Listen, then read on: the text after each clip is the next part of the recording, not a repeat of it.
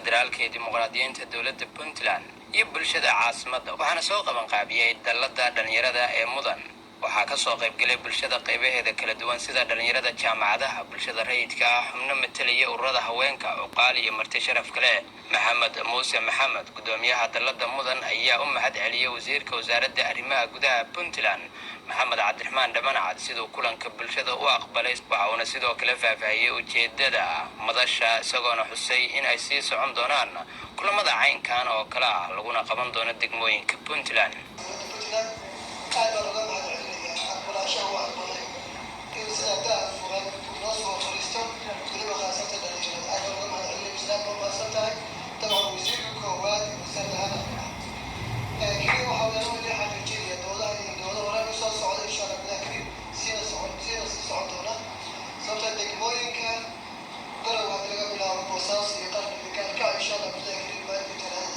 قرشين